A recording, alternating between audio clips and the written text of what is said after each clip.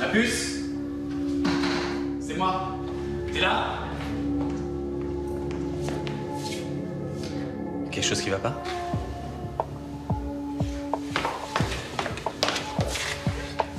Qu'est-ce qui se passe? Jean-Marc, je te quitte. Tu me quittes? Attends, qu'est-ce que ça veut dire? Je sais pas qui t'es, Jean-Marc.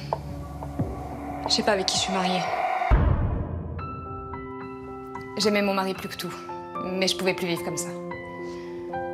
Tous ces mystères qui l'entouraient, ça me rendait malade. C'était une décision terrible, mais j'étais décidée à le quitter.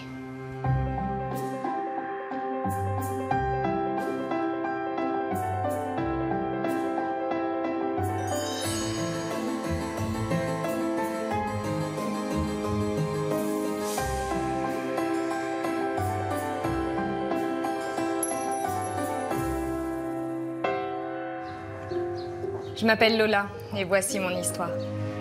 J'ai 34 ans. J'ai vécu une rupture difficile il y a 3 ans. J'aurais pu être brisée, mais j'ai eu de la chance. Celle de rencontrer Jean-Marc. Il travaille comme traducteur-interprète dans un service administratif. Et que dire de plus? Que nous sommes mariés et très amoureux. T'es magnifique dans cette robe, hein? On voit? Ah ouais? Elle te va à ravir. T'es pas mal non plus dans ton petit costume de cuisinier. Toi, t'es craquant dans n'importe quelle tenue. C'est vrai. Nos invités vont arriver. T'as pas quelque chose à faire en cuisine? Si, t'as quelque chose à faire en cuisine. Ouais, toi, tu perds rien pour attendre. Hein? Bon, allez. Je vivais un conte de fées. Jean-Marc était drôle, brillant, cultivé. En plus, je suis pas vénale, mais il était très généreux. Il m'offrait tout ce que je voulais. J'étais la plus heureuse des femmes. Et mes proches le ressentaient d'ailleurs. Et surtout Jenny, mon amie d'enfance. Et ça marche toujours. Comme au premier jour. Ça fait combien de temps maintenant que vous êtes mariés? Bientôt 2 ans. Pas une déception? Non. Ça pourrait devenir lassant, mais même pas. Bah, t'en as de la chance, hein. Moi, je me suis encore fait larguer. Roland? Ah ouais, mais quel connard celui-là, il m'a dit qu'il pouvait pas quitter sa femme, tout le baratin, quoi. Je hais les mecs. Je crois que je finirai seule avec mon chat. Mais non. Regarde-moi, j'ai trouvé Jean-Marc. Ouais, je sais. Je suis un peu jalouse, hein. Oh, t'es bête. Bon. Alors, on se le fait, ce film? Ben ouais. Mais surtout, je veux pas voir un truc trop long parce que je suis crevée après le sport, moi. Je savais bien que j'avais de la chance. Je travaillais plus qu'à mi-temps et encore parce que j'avais insisté. Jean-Marc gérait tout. Et il s'absentait souvent pour son boulot, du coup, j'avais beaucoup de temps libre. Et tu reviens quand? Je serai de retour lundi. Tu seras dans quel hôtel? Ah, je sais pas encore. Tu vas avec des collègues? Non, seul cette fois. C'est juste une conférence sur 2 jours. Tu veux pas inviter tes collègues à dîner un de ce soir? Oh, vraiment pas. Je les vois déjà suffisamment. Ça pourrait être sympa. Tu veux la vérité? Ils sont super ennuyeux. Il y en a pas un plus drôle que les autres. Ah si? Moi. Hey. Tu m'appelles quand t'arrives? Bien sûr que je t'appelle.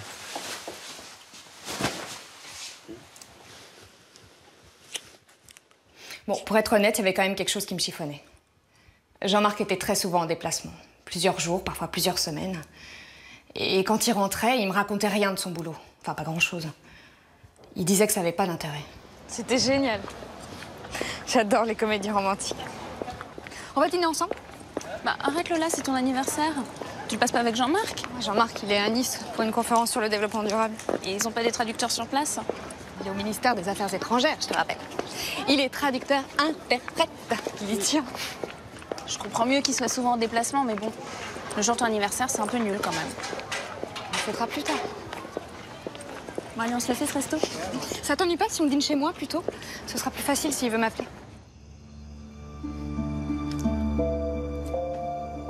Il répond toujours pas? Non. Mais c'est bizarre quand même. À 23h. Tu sais, parfois, leur conférence, ça dure la nuit entière. Il met un coup de fil, ça prend 2 minutes. Et le jour de ton anniversaire, il aurait pu se faire remplacer par un collègue. C'est pas si simple. S'ils ont besoin d'un interprète en chinois, il y en a qu'un. Bon, je suis désolée, mais faut que j'y aille, moi. Allez. Salut, ma poulette. Tu me donnes de tes nouvelles? Ouais, t'inquiète. Bye bye.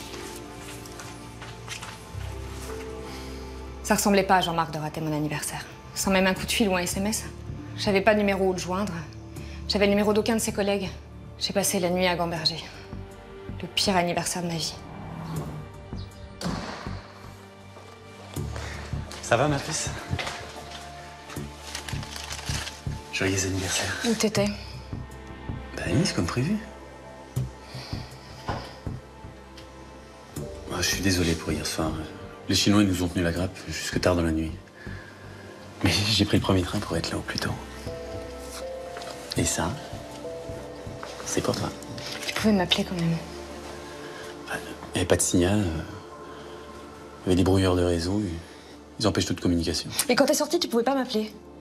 Il était 5 h du mat, je voulais pas te réveiller. Mais je dormais pas. Tu dormais pas à 5 h du mat? Mais dis donc, vous êtes pas sérieux? Attends, mais Lola? Mais Lola, mais Lola... Ok. À chaque fois qu'il revenait de ses déplacements, il m'offrait un cadeau. Comme ces hommes qui ont quelque chose à se faire pardonner. Je me suis mise à penser qu'il me mentait, qu'il me cachait quelque chose. Si je fais le compte, la moitié du temps, il est en déplacement. Je veux pas paraître pessimiste, mais ton Jean-Marc, il a le profil type du mec infidèle. Hein. Tu crois?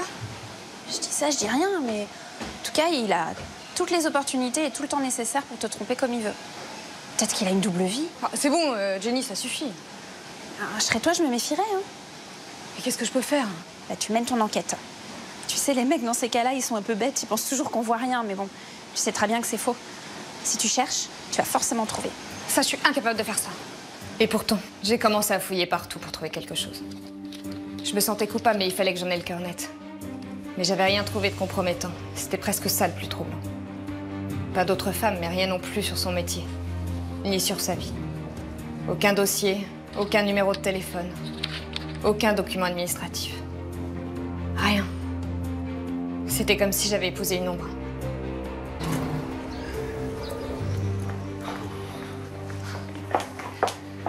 Qu'est-ce qui t'est arrivé? Ah, un accident stupide, je me suis mangé